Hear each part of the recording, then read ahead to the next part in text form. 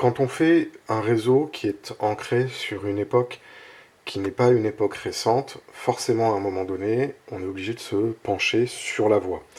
Alors qu'on utilise de la voix double champignon ou du rail vignoble, en fonction de l'époque et du type de réseau que l'on veut montrer, hein, si c'est l'Est, l'État, etc.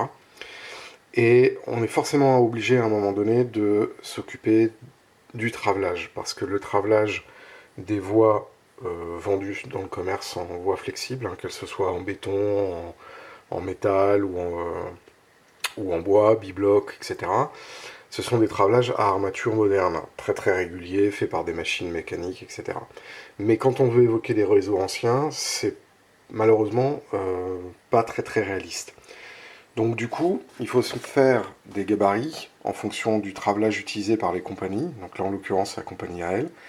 C'est des coupons de 12 mètres avec 16 traverses.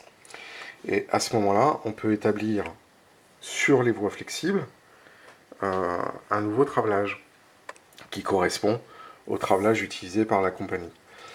Donc du coup, en termes de réalisme, une fois le ballastage fait, là il n'est pas collé actuellement, on a une voie qui est beaucoup plus légère en termes d'armature, mais aussi qui visuellement donne une meilleure impression de réalisme par rapport à l'époque évoquée.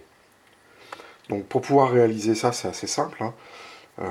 Je sais que c'est des coupons de 13 traverses, donc je sais que pour un rail flexible, il va falloir que j'enlève 23 traverses, comme ça. Et puis ensuite, après, entre chaque traverse, je, je coupe au cutter pour désolidariser. Et ensuite, avec mon gabarit, je replace les traverses à la bonne distance.